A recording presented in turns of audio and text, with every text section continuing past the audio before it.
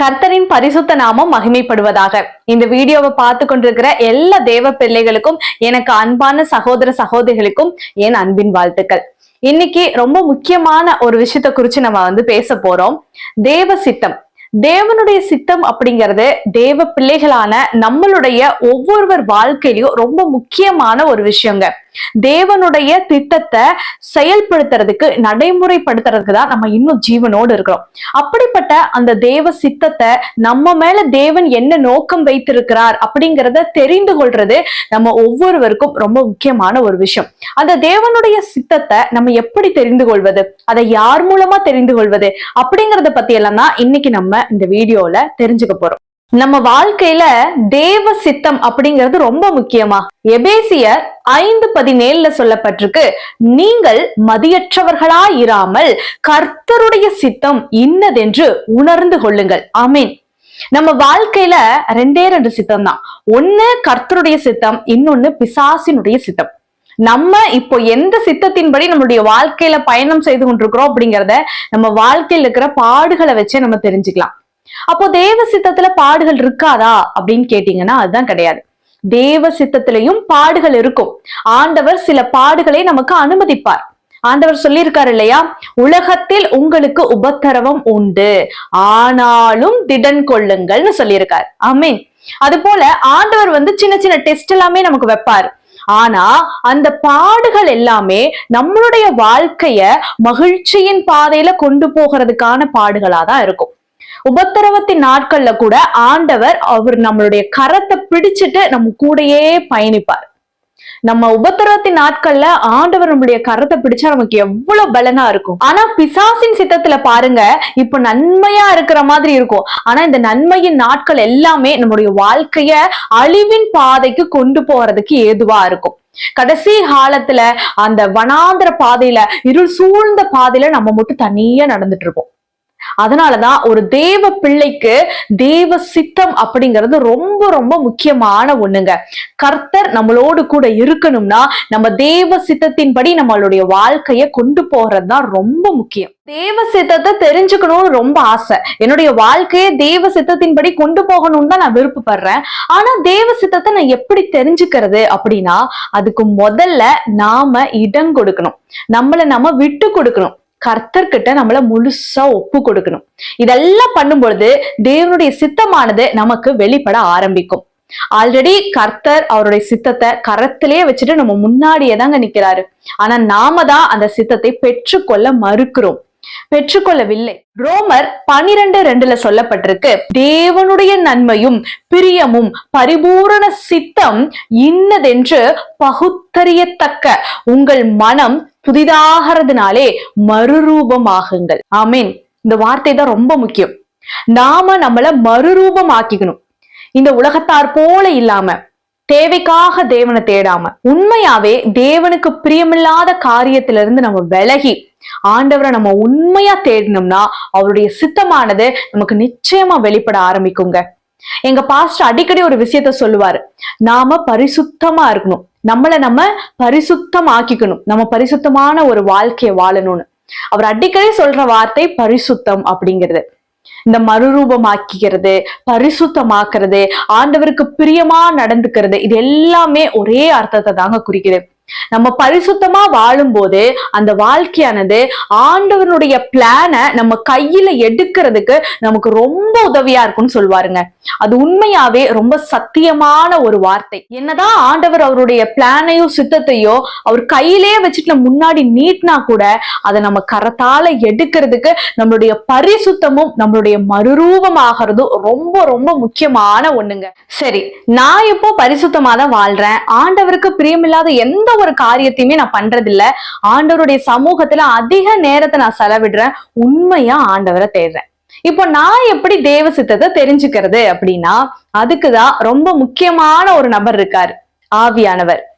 ரோமர் 8:27 சொல்லப்பட்டிருக்கு, ஆவியானவர் தேவனின் சித்தத்தின்படியே பரிசுத்தவான்களுக்காக வேண்டுதல் செய்கிறபடியினால் இருதயங்களை ஆராய்ந்து பார்க்கிறவர் ஆவியின் சிந்தை இன்னதென்று அறிவார். ஃபர்ஸ்ட் நம்ம மாம்ச சிந்தையிலிருந்து வெளியே வந்தாதான் ஆவியானவர் என்ன சொல்றாருங்கிறத நம்ம புரிஞ்சுக்க முடியும். இருதயங்களை ஆராய்ந்து பார்க்கிறவர் ஆவியின் சிந்தை இன்னதென்று அறிவார். ஆமென். நம்ம ஃபர்ஸ்ட் நம்மளுடைய இருதயங்களை பார்க்கணும். தேவன் வாசம் செய்யக்கூடிய நம்மளுடைய இருதயத்தை நம்ம ஃபர்ஸ்ட் கவனிக்கணும். அப்பதான் தேவனுடைய சித்தம் என்ன வெளிப்படுத்துது அப்படிங்கிறத நம்ம புரிஞ்சு கொள்ள முடியும். உதாரணமா அப்போஸ்தலர் 8:29 சொல்லப்பட்டிருக்கு, ஆவியானவர் நீ போய் அந்த ரதத்துடனே சேர்ந்து கொள் என்று பிலிப்புடனே சொன்னார். ஆவியானவர் நம்ம எங்க போகணும், என்ன பண்ணணுங்கிறத முதற்கொண்டு நமக்கு கற்றுக் கொடுப்பார். இங்க பிலிப்பு கிட்ட என்ன சொல்றாருன்னா, ரதத்து கூட நீ போ, ரதத்துல நீ போய் சேர்ந்துக்கோ அப்படின்னு சொல்றாங்க. ஏன்னா கர்த்தருடைய தூதன் பிலிப்பு கிட்ட ஆல்ரெடி சொல்லியிருப்பாங்க, நீ எருசலேம்ல இருந்து காசா பட்டணத்துக்கு போகிற அந்த வழியில இருக்கிற அந்த வனாந்திர பக்கமா நீ போ அப்படின்னு சொல்லியிருப்பாங்க. அந்த வனாந்திர பகுதியில எத்தியோப்பியா ராணி இருப்பாங்க, கந்தாகி, அவங்களுடைய மந்திரி ஒரு ரதத்துல உட்கார்ந்து வேத வாசிச்சுட்டு இருப்பாங்க. ஏசாயா புஸ்தகத்தை வாசிச்சுட்டு இருப்பாங்க. இங்கதான் ஆவியானவர் சொல்றாங்க பிலிப்பு கிட்ட, நீ அந்த ரதத்துல போய் சேர்ந்து கொள் அப்படின்னு.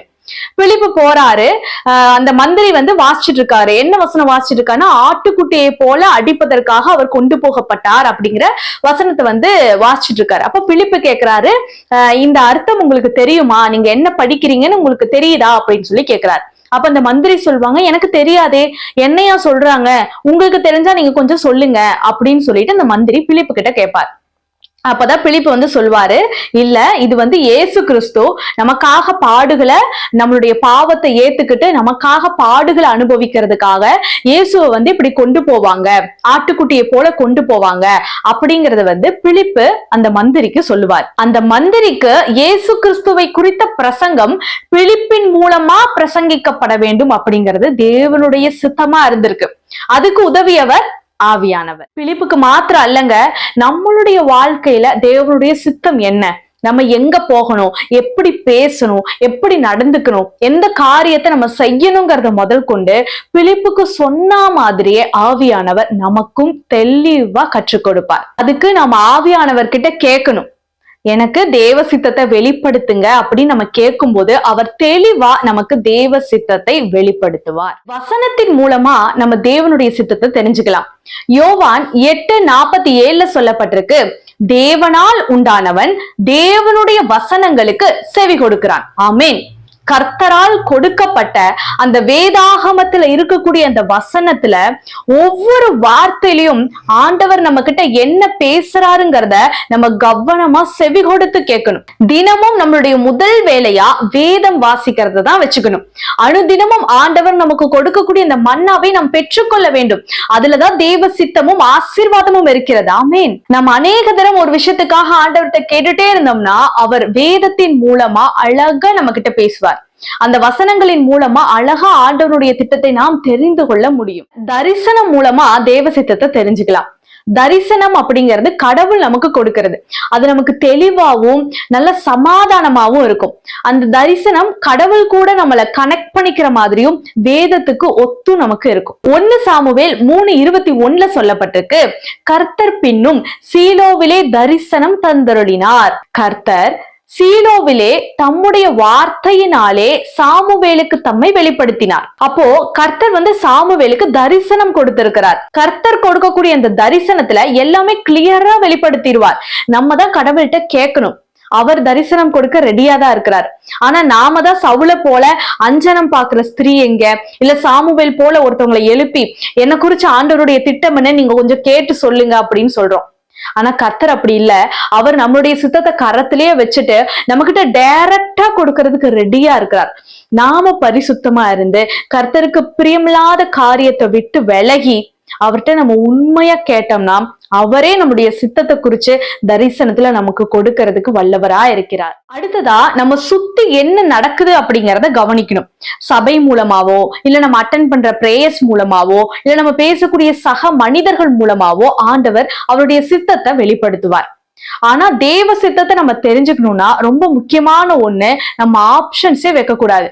ஆண்டவரே நான் இதை பண்ணட்டுமா இல்ல அதை பண்ணட்டுமா, நான் அங்க போட்டுமா இல்ல இங்க போட்டுமா அப்படிங்கிற ஆப்ஷன்ஸே இருக்கக்கூடாது. எம்டியா இருக்கணும்.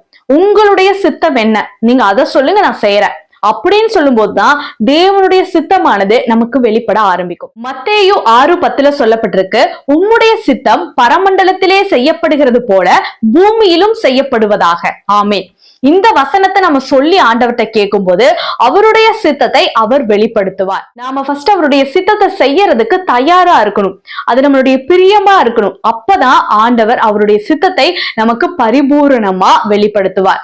அவருடைய சித்தத்தின்படி நடந்தா மாத்திரம்தான் நம்முடைய வாழ்க்கை மகிழ்ச்சியின் பாதையில போகும். இந்த வீடியோ உங்களுக்கு பிரயோஜனமா இருந்திருக்கும் நான் விசுவாசிக்கிறேன். நீங்க எல்லாருமே தேவனுடைய சித்தத்தை தெரிந்து கொண்டு வாழ நான் வாழ்த்துகிறேன். கர்த்தர் தாமே உங்களை ஆசீர்வதிப்பாராக. ஆமீன்.